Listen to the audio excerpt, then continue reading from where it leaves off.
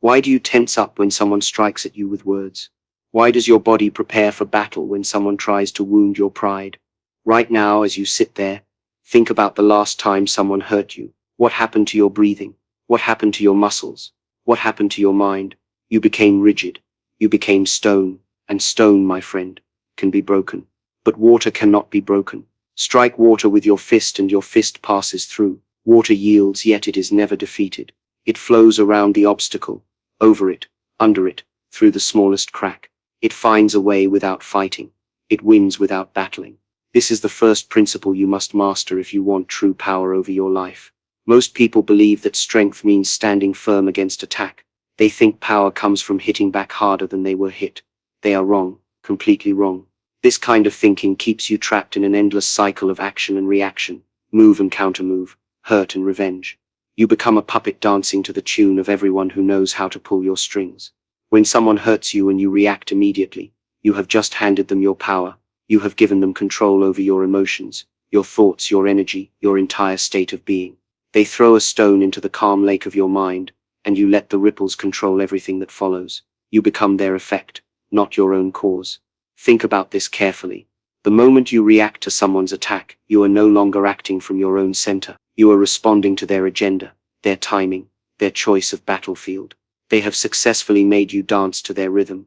You think you are defending yourself, but actually, you are being led around like an animal on a leash. Real strength is different. Real strength is the water that flows around the rock without losing its essential nature. Real strength is remaining calm in the center of the storm while others lose their minds. Real strength is maintaining your inner equilibrium, no matter what chaos swirls around you. But how do you become like water?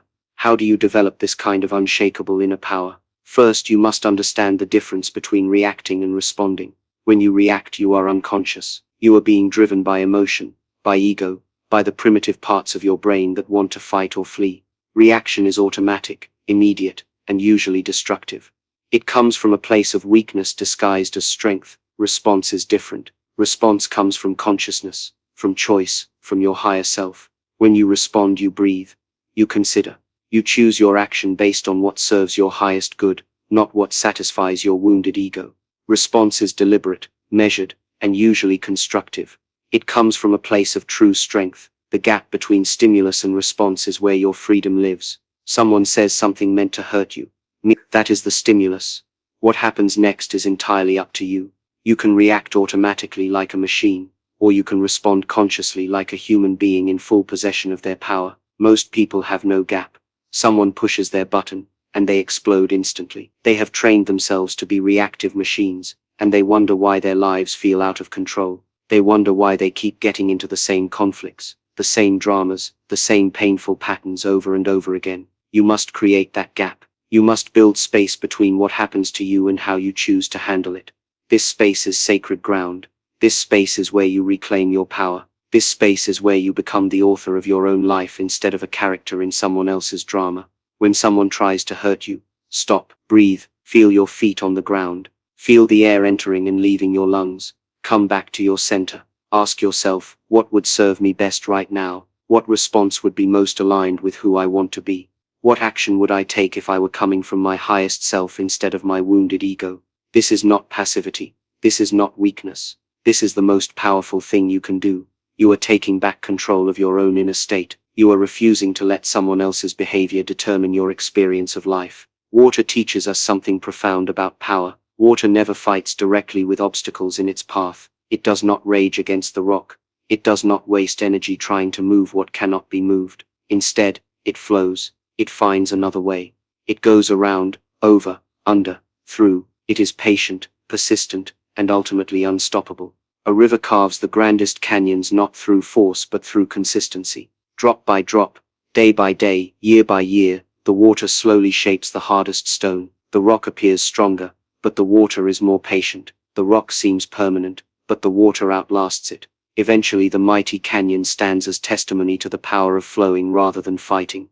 When someone hurts you, they are placing a rock in your stream. You have a choice. You can crash against it, fighting and struggling and wearing yourself out, or you can flow around it, maintaining your essential nature while finding a new path forward. The rock cannot stop the water from reaching its destination. It can only force the water to become more creative, more flexible, more resilient. Every time you choose not to react to someone's attack, you grow stronger. Every time you maintain your calm in the face of their storm, you become more powerful. Every time you refuse to let their behavior control your inner state, you become more free. But this requires training. This requires practice. You cannot expect to master this in a moment of crisis if you have never practiced it in moments of peace. You must train yourself to be like water before the stones start flying. Start small. When someone cuts you off in traffic, notice your automatic reaction. Feel the anger rise, but do not act on it. Breathe. Let it pass through you like water through a net. When someone says something irritating,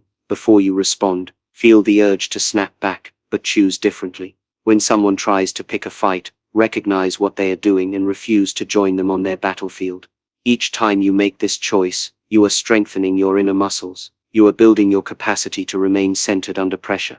You are developing the kind of unshakable inner foundation that allows you to move through life with grace and power. Remember, the goal is not to become emotionless. The goal is not to stop caring. The goal is to feel everything fully while maintaining your ability to choose how you respond. You can feel anger without expressing it destructively. You can feel hurt without letting it drive your actions. You can feel attacked without attacking back. This is the way of water. Water can be heated to steam or frozen to ice, but its essential nature remains unchanged. It adapts to every container, yet it is never truly contained. It yields to every force, yet it cannot be defeated. It is soft enough to hold, yet powerful enough to destroy mountains. When you master this principle, something remarkable happens. People lose their power to upset you.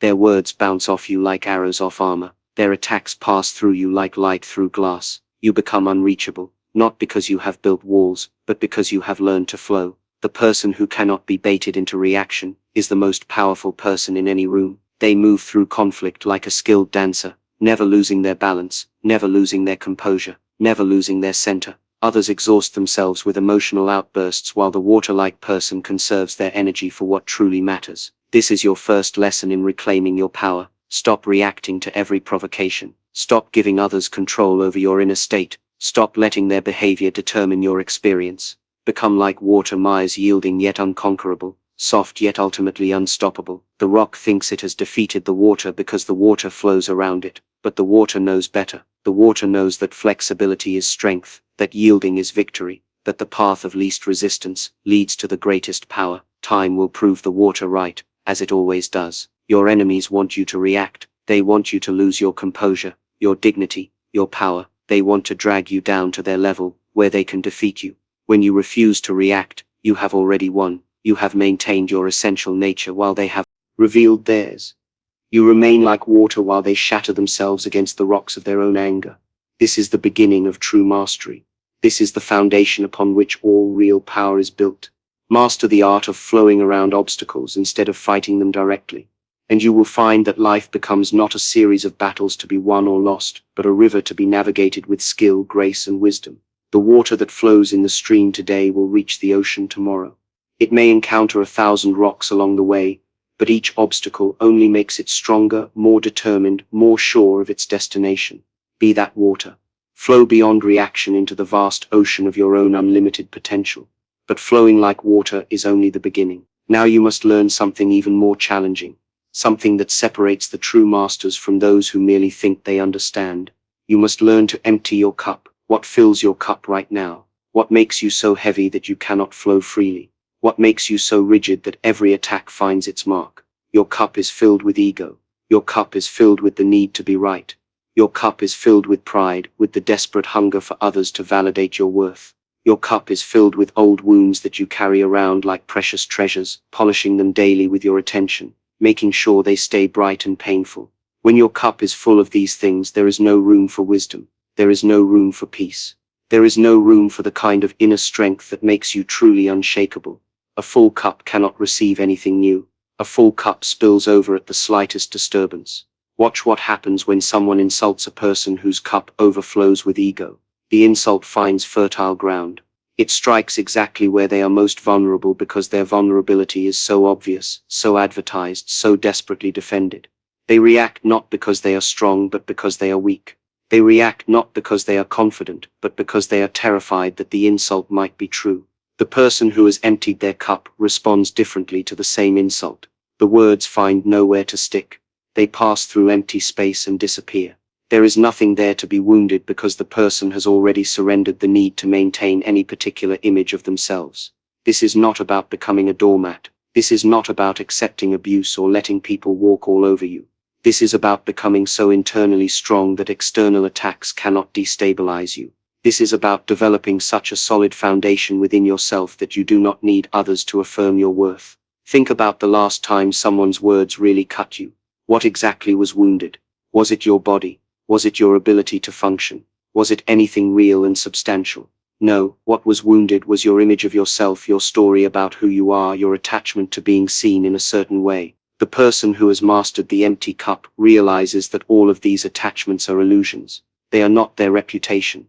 They are not others' opinions of them. They are not their past achievements or failures. They are not their roles, their titles, their possessions, or their relationships.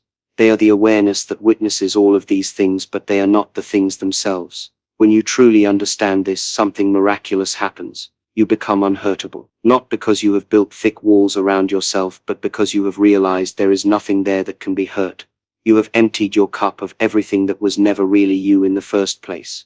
But emptying the cup requires tremendous courage. It requires you to let go of everything you have been using to define yourself. It requires you to face the terrifying possibility that without all of your stories and identities and carefully constructed images, you might be nobody at all. This is the fear that keeps most people's cups forever full. They would rather suffer the constant pain of being vulnerable to every attack than face the temporary terror of not knowing who they are without their attachments. They cling to their wounds because at least their wounds are familiar. They defend their limitations because at least their limitations give them something to be. But the master knows a secret that the fearful do not know. When you empty your cup completely, you do not become nothing, you become everything. When you release all of your small defensive identities, you connect with something vast and unlimited within yourself. When you stop trying to be somebody special, you realize that you are somebody extraordinary. The empty cup is not empty because it lacks content. The empty cup is empty because it has made space for the infinite. It has released the finite to embrace the limitless. It has surrendered the known to receive the unknowable. This is why the master cannot be insulted. How do you insult space itself? How do you wound emptiness? How do you damage what has no fixed form? The attacks pass through and find nothing solid to strike against. The words echo in the vastness and fade away into silence.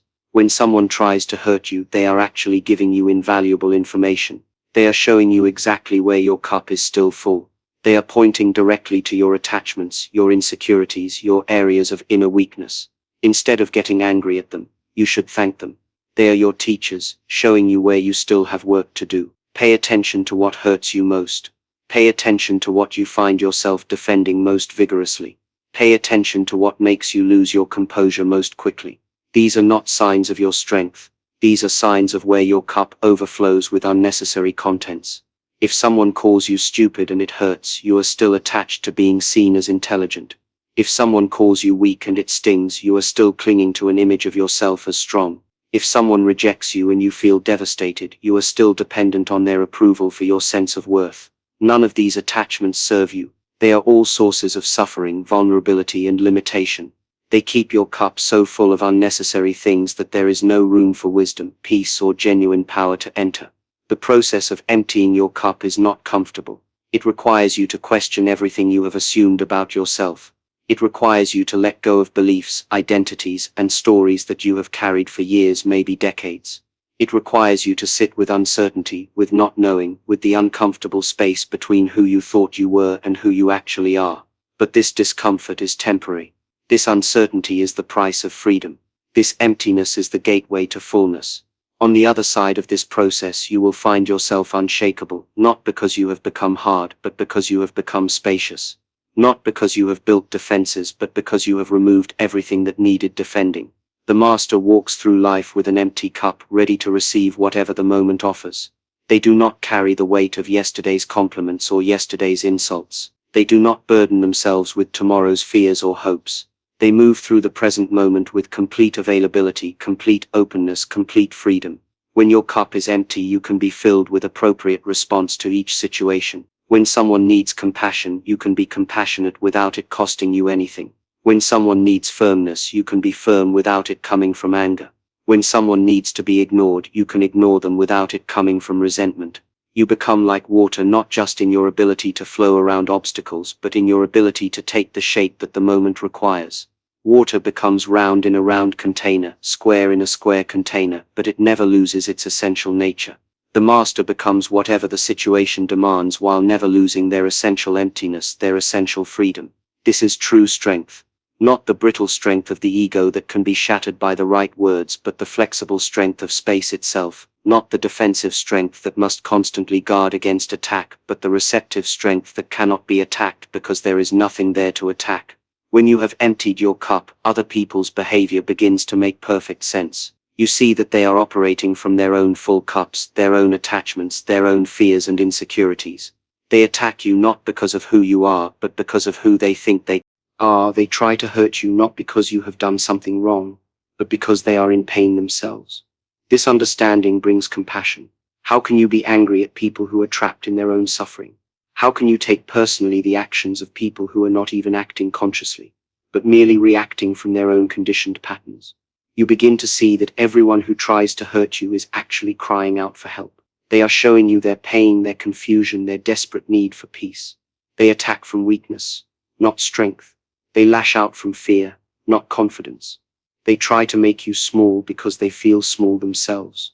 The person with an empty cup responds to this pain with appropriate action.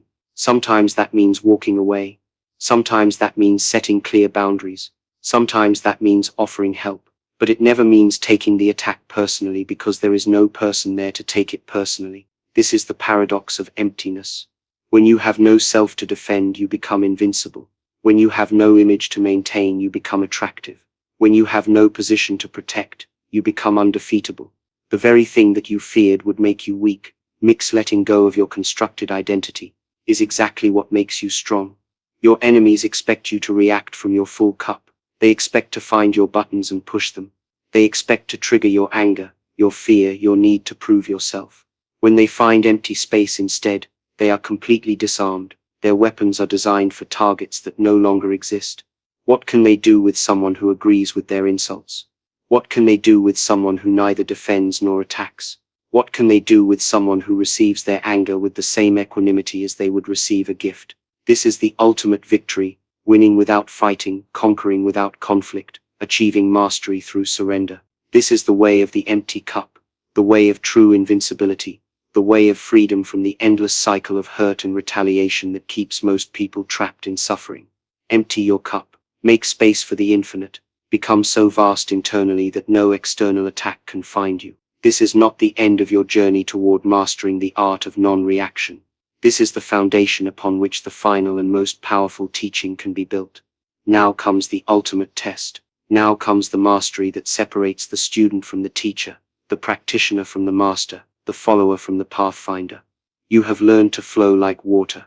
You have learned to empty your cup. Now you must learn to become formless. What is form? Form is anything that can be grasped, predicted, countered, or defeated. When you have a fixed way of responding, you have form. When you always react the same way to the same stimuli, you have form. When your enemies can study your patterns and know how to hurt you, you have form. Form makes you vulnerable. Form makes you predictable. Form gives your enemies something to target, something to prepare for, something to exploit. Every habit is a form. Every emotional pattern is a form. Every defensive strategy is a form. And every form can be broken by someone who studies it long enough. But what happens when there is no form to attack? What happens when your response is so fluid, so adaptable, so impossible to predict that your enemies cannot prepare for it? What happens when you become like misted present but ungraspable, visible but untouchable? This is the way of the formless fighter. Not fighting at all, yet remaining undefeated. Not engaging in battle, yet never losing. Not resisting attack, yet never being harmed. Moving through conflict like wind through trees, bending everything in its path without breaking anything, including itself. Most people approach conflict like amateur boxers. They have a few moves they rely on. When someone hits them, they hit back. When someone insults them, they insult back. When someone threatens them, they threaten back. They are predictable, and predictable, Fighters always lose to superior strategists. The formless fighter has no set responses. They meet each situation with fresh awareness, with complete presence, with perfect adaptability to what the moment requires. Sometimes they respond with silence, sometimes with humor, sometimes with kindness, sometimes with firmness, sometimes they simply disappear from the battlefield entirely. Their enemies cannot prepare for them, because there is nothing consistent to prepare for. Their attackers cannot push their buttons because the buttons keep changing location or disappearing altogether. Their opponents cannot win because there is no fixed position to defeat. Think about this carefully. When someone tries to hurt you, what are they really trying to accomplish? They want to control your emotional state. They want to make you angry, or sad, or afraid, or frustrated. They want to provoke a reaction that proves they have power over you. They want to drag you into a conflict where they believe they can win. But what if you refuse to enter the ring they have prepared for you? What if you change the entire nature of the game? What if you respond in a way so unexpected, so inappropriate to their expectations, that they do not know what to do next? A master was once insulted by a crude man in front of many witnesses. Everyone expected the master to defend his honor, to respond with anger or at least stern words. Instead, the master began to laugh. Not a bitter laugh, not a sarcastic laugh, but genuine, delighted laughter. The crude man was completely confused. His insult was designed to provoke anger, but it had produced joy. He tried again with a stronger insult, but the master laughed even harder. Soon everyone was staring at the crude man with pity and embarrassment, while the master continued to radiate genuine amusement. The crude man had prepared for a fight, but he found himself in a comedy. He had weapons designed for war, but he was suddenly in a theater. He had no idea how to proceed, because the master had changed the entire context of the interaction. The crude man left in confusion and shame, while the master continued his day in perfect peace.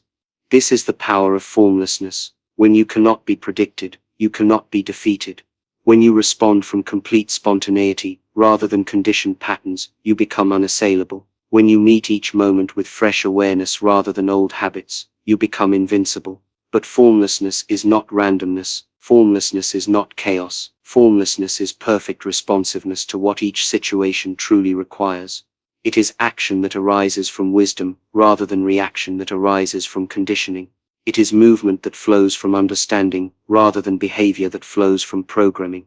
The formless fighter has studied human nature so thoroughly that they understand exactly what drives people to attack. They see the pain behind the aggression, the fear behind the anger, the desperation behind the cruelty. They respond not to the surface behavior, but to the underlying need. When someone attacks from pain, the formless fighter might respond with unexpected kindness. When someone attacks from fear, they might respond with reassurance. When someone attacks from confusion, they might respond with clarity. They do not follow the script that the attacker has written. They write their own script, based on what would actually serve the highest good of all involved. This requires tremendous inner development. You must be so secure in yourself that you do not need to prove anything to anyone. You must be so clear about your own worth that you do not need others to validate it. You must be so connected to your own inner wisdom that you do not need to follow external rules about how you should respond to attack. Most people are slaves to their conditioning. Someone pushes button A, and they always respond with reaction B. They are like machines, predictable and programmable. Push the right sequence of buttons, and you can make them do whatever you want. This is not freedom. This is not power. This is not mastery. The formless fighter has broken free from this mechanical existence. They respond consciously, creatively, appropriately to each unique situation. They are not bound by the laws that govern automatic behavior. They have transcended the realm where actions and reactions follow predictable patterns. When you reach this level of mastery, something extraordinary happens. You stop attracting conflict. People sense that their usual tactics will not work on you, so they stop trying to use them. You become like a mirror that reflects back people's own energy without adding anything to it. If they come in peace, they find peace. If they come with aggression, their aggression bounces back to them without touching you. This is not about becoming passive. This is not about avoiding all confrontation. Sometimes the formless response is incredibly fierce. Sometimes it is completely uncompromising, but it is fierce without anger, uncompromising without attachment, strong without rigidity. The formless fighter can be absolutely devastating when necessary, but their devastation comes from precision, not emotion. They can end conflicts instantly, not through superior force, but through superior understanding. They win not by fighting better, but by making fighting unnecessary. Watch what happens when someone tries to pick a fight with empty space. Watch what happens when someone tries to argue with silence. Watch what happens when someone tries to hurt someone who responds with complete understanding of why they are in pain. The aggression has nowhere to go. It turns back on itself. The attacker defeats themselves. This is the ultimate victory, winning without fighting, conquering without conflict, achieving total mastery through complete transcendence of the battlefield itself. When you become formless, you do not just win fights, you eliminate the possibility of fight itself. But how do you develop this level of mastery? How do you move from being predictable to being formless? First, you must observe your own patterns with ruthless honesty. Notice how you always respond to certain triggers. Notice your automatic reactions, your habitual defenses, your standard operating procedures for dealing with conflict. These patterns are your forms, and every form is a weakness waiting to be exploited. Second, you must practice responding differently to the same stimuli. When someone usually makes you angry, try responding with curiosity about why they are behaving this way. When someone usually makes you defensive, try responding with questions that help them examine their own motives. Break your own patterns before your enemies break them for you. Third, you must cultivate such deep inner peace that you have infinite options available to you in every moment. When you are reactive, you have only one or two responses available. When you are peaceful, you have access to the entire spectrum of possible responses. You can choose the one that will be most effective, most appropriate, most beneficial for everyone involved. The person who has mastered formlessness becomes like nature itself, completely unpredictable yet perfectly appropriate, constantly changing yet fundamentally consistent, seemingly chaotic yet following deeper laws than the human mind can grasp. They might respond to insult with compliment, to aggression with humor, to threat with indifference, to manipulation with transparency. They might do the opposite of what anyone expects, yet somehow it always turns out to be exactly what the situation required. This is the way beyond conflict. This is the path to invincibility. This is the ultimate expression of power, the power to transcend the very realm where power struggles exist. When you have learned to flow like water, to empty your cup, and to become formless, you have achieved something that very few human beings ever achieve. You have become unassailable, not because you have built walls, but because you have removed everything that walls were meant to protect. Not because you have become strong, but because you have become infinite. You have learned the greatest secret of all minds, that the ultimate victory in any conflict is to make conflict itself unnecessary. You have discovered that the highest form of martial art is the art that makes martial arts obsolete. You have found the path beyond fighting, beyond defending, beyond the entire realm where hurt and retaliation exist. This is mastery. This is freedom. This is the life that awaits you when you learn to never react when someone hurts you. Not because you do not feel, but because you feel everything so completely that you can respond with perfect wisdom. Not because you do not care, but because you care so much that you refuse to add more suffering to an already painful world. Walk this path. Become the water, empty the cup, embrace formlessness, become so vast, so fluid, so impossible to grasp that all attack passes through you harmlessly. Become the master of your own inner realm, and watch as the outer world transforms in response to your transformation. This is your invitation. This is your possibility. This is your destiny if you have the courage to claim it. The choice, as always, is yours.